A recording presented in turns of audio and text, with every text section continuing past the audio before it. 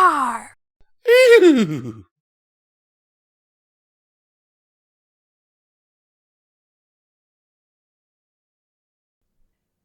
Hello and welcome to Pony&Wolf Productions. Today we'll be reading Facing Her Enemy, written by Michael Hudson. As always, these are amazing Patreons. Link is in the description if you wish to join. And as always, it truly does give us a little bit of a helping hand. Now, shall we get to it?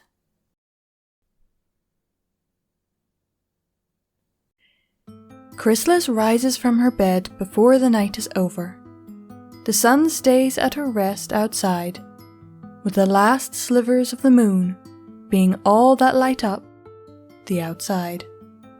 In her home, there are no lights. She stays in the dark, her shining green eyes being the only thing that light up the black void. They're used to the dark. They take in the dark, thrive in the dark, hate the dark. She moves through the night, invisible to anyone who may want to hurt her as she moves. She is the predator, though. She is the one hunting others, and they should fear her eyes. Now, if only they weren't likely to give her away. The princess needed concealment. Even if her magnificent pupils made her stand out as the royal she was. Chrysalis stops as she hears something, a noise amongst the stillness. Danger for the predatory princess. A small figure dives into a trash heap, hiding within it as she tries to still her breath. They won't be able to find her so long as she makes sure she is nothing. Yes, she will be unstoppable, undetectable, and whatever comes to stop her shall fail. Meanwhile, the two guards, making their rounds for the night, see the swishing of a confident, happy green tail as it flicks back and forth. They both look at each other, happy that at least this time it's looking away from them. Last time the princess had managed to actually hide from them, and George still had a bandage over his ear from the assault. Should we... They both stop as their eyes glow a bright green, and they move past Chrysalis. Of course they do, though. Chrysalis is the night. Is a shadow to them. Though one day they'll learn how much more she is, how much greater she is than the night. She only needs to get out of here. Once the obstacles were gone, she moves, staying close to the ground as her eyes, almost a fourth of the size of her body, still creep along the floor. She can sense the time pass through the night. As the night comes closer and closer to the end, it's a deadline, a promise, a gift. Behind her, another follows, slipping between the shadows, its eyes shadowed by magic as it disappears. It is the night. It is the predator. It is the one after the princess, watching her always. Chrysalis has even seen it before, many times, but never knowing the threat that follows her, the plans in store for her, and the reasons why it follows her tonight. Why it finally lost sleep for its mission. To the young changeling foal, there are no other plans than its own, though.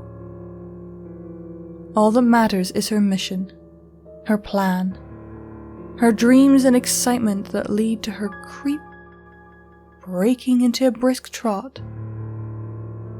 Her hooves are well trained, though. They make almost no noise, and one day will manage to make no more than a gentle breeze along the gravel. One day. There's time for her to get there, though. Time so long as the predator allows for it. But Chrysalis does not need more time tonight. Not as she gallops out the front gates. Speed is now her aid as she sprints past the front guards. They too remember the last time she managed to get past the other guards, and Bob's eye winced at the memory.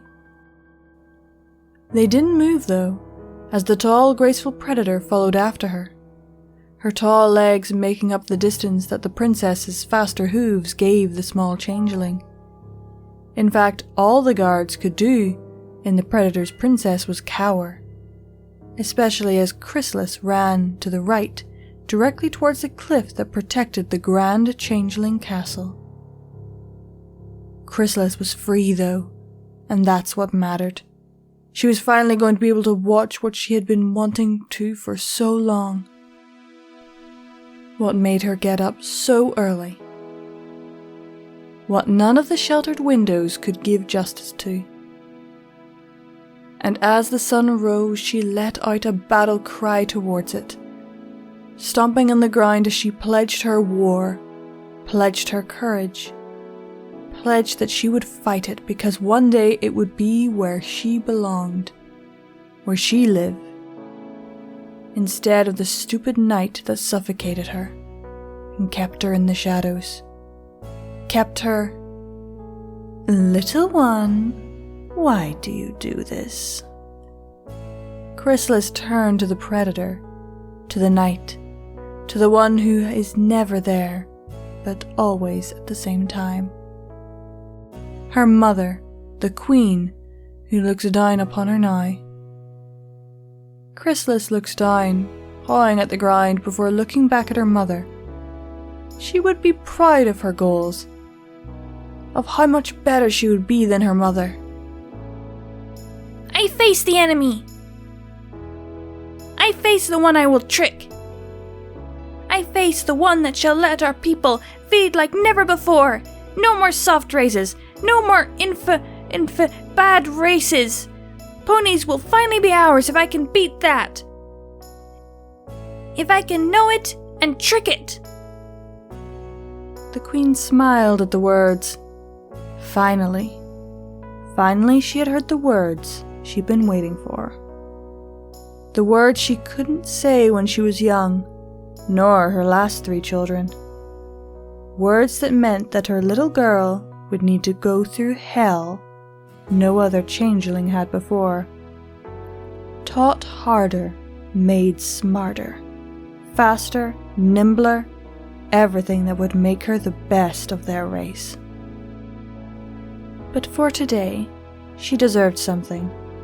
So, for the first time outside of her birthdays, Chrysalis' mother came down, laying on her stomach as she beckoned her foal to her legs, beckoned her to feed from the queen herself, not knowing that the lack of such actions would one day be her daughter's own downfall. But today, it didn't matter. Not as the small changeling princess cuddled into her mother's forelegs. Today, they could just be happy.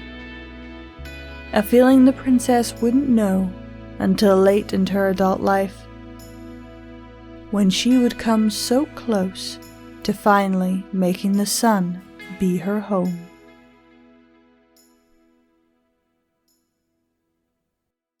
That was a sad but also kind of cute story with Chrysalis as a little child. I love it.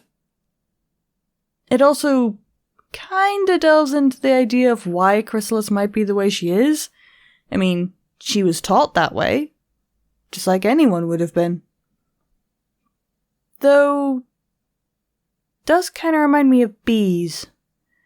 And it makes me wonder, did the queen, Chrysalis' mother, kill her other kids who didn't cut the standard sort of thing?